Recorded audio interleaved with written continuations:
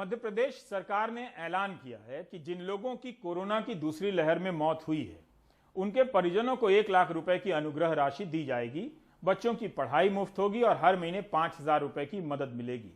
लेकिन बड़ा सवाल यह है कि सरकार के आंकड़ों और शमशान घाट कब्रिस्तान के आंकड़ों में अंतर बहुत है। ऐसे में बाकी के मृतकों के परिजनों को राशि कैसे मिलेगी?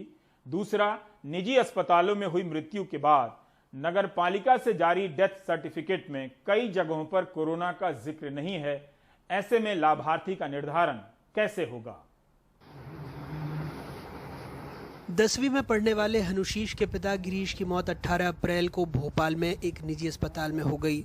सरकारी पीजी कॉलेज में असिस्टेंट प्रोफेसर मां दिव्या भी कोरोना की वजह से अगले दिन बैतूल में चल बसी। हनुशीष खुद भी संक्रमित हुए। ठीक हुए तो चाचा के साथ मृत्यु प्रमाण पत्र के लिए भटके। भोपाल म्युनिसिपल कॉरपोरेशन की तरफ से जो प्रमाण पत्र दिया गया उसमें मौत की वजह का जिक्र नहीं किया गया। अब हनुशीष के पास ये साबित करने के लिए कुछ भी नहीं है कि उसके माता पिता की मौत कोविड से हुई है। हॉस्पिटल के द्वारा हमें जो सर्टिफिकेट मिला उसमें हमें कोविड पॉजिटिव बताया गया। हमने उनका अंतिम संस्कार भदभदा विश्राम घाट में किया कोरोना प्रोटोकॉल के तहत। वहाँ का जो सर्टिफिकेट मिला वहाँ पर भी उनका कारण कोरोना ही बताया गया।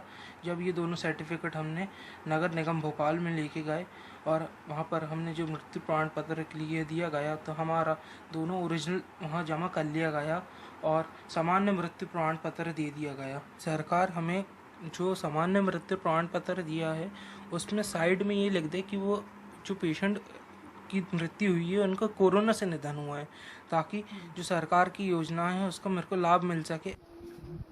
हनुशीष उन हजारों बच्चों में से एक हैं जिन्हें कोरोना की दूसरी लहर ने अनाथ कर दिया। सरकार ने इनके लिए कई ऐलान किए।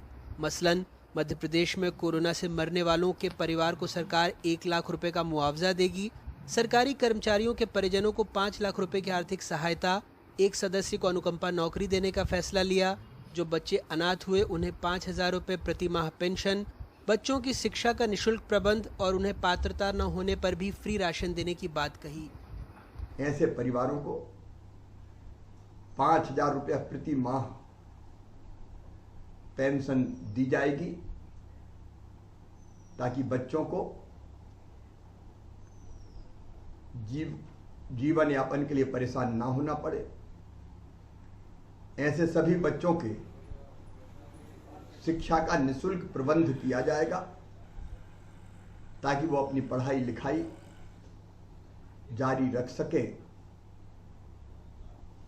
पात्रता ना होने के बावजूद भी ऐसे परिवार को फ्री राशन दिया जाएगा ताकि भोजन का इंतजाम हो सके। और अगर इन परिवार में कोई सदस्य ऐसा है या पति नहीं रहे तो हमारी बहन कोई उनकी पत्नी ऐसी है कि जो काम धंधा करना चाहे तो उनको सरकार की गारंटी पर बिना ब्याज का ऋण काम धंधे के लिए उपलब्ध करवाया जाएगा। लेकिन मृत्यु प्रमाण पत्र के अलावा भी सरकार के दर्जनों ऐलान पर कई सवाल हैं। मुकेश खरे की पत्नी प्रीति खरे भोपाल के हुजूर तहसील में पटवारी थी। कभी नाके पर चेकिंग तो कभी गांव में कोरोना जांच में लगी रहीं। ड्यूटी निभाते हुए नवंबर में संक्रमित हुई। इलाज में 8 से 9 लाख रुपए खर्च हो गए। तन मन धन से टूट गए। लेकिन सरकार की कोरोना योद्धाओं के लिए चलाई गई योजना में कोई लाभ नहीं मिला। मृत्यु प्रमाण पत्र में भी कोरोना नहीं लिखा है। गाँव गई थी वहाँ पे डॉक्टरों की टीम लेके और वहीं पे इनको कोरोना से पीड़ित हुई। 10 नवंबर को कोरोना पॉजिटिव हुई। हालत ख़राब होने पे हमने इनको जेके हॉस्पिटल में 12 नवंबर को एडमिट करा था। तो लंबा इलाज चला, वेंटिलेटर पे रहीं करीब 17 दिन लगभग, और 1 तारीख को इनकी डेथ हो गई थी। उस समय सभी हमारे जितने भी कलेक्टर वगैरह साहब थे उन सब ने काफ़ी सहयोग करा और इवन हमारे घर पे भी आए थे, सबको सहयोग करा था। अब बात हुई थी कोरोना योद्धा योजना की, तो कोरोना योद्धा योजना के लिए हमने काफ़ी कोशिश करी। कलेक्टर साहब ने भी एक आवेदन हमने दिया था, वो शासन को भेजा पर वो शासन से निरस्त हो गया। सभी जगह मैंने संपर्क करा, मंत्री जी के यहाँ भी संपर्क करा, राजस्व मंत्री के यहाँ, मुख्यमंत्री जी के यहाँ भी संपर्क करा, सभी जगह आवेदन दिए हैं। पर उनका ये कहना है कि योजना 30 अक्टूबर को ख़त्म हो गई थी, इसलिए आपकी जो डेथ हुई है वो 1 दिसंबर को हुई है, इसलिए आपको इस योजना का लाभ नहीं दिया जाएगा। तो मूल सर्टिफिकेट उन्होंने जमा करा लिया और उसके बाद जब उन्होंने मुझे सर्टिफिकेट दिया तो उसमें कहीं से भी कोरोना लिखा हुआ का प्रावधान नहीं था। सरकार से जब हमने सवाल पूछा तो उसने कहा योजना मार्च के बाद बनी है। उसका ये भी कहना है कि मृत्यु का कारण कोरोना लिख रहे हैं। जिनकी कोरोना से मृत्यु हो रही है उनकी कॉज ऑफ डेथ में कोरोना ही लिखा रहा है। तो ये योजना जो नई बनी है ये मार्च के बाद की जिनकी मृत्यु हुई उनके लिए।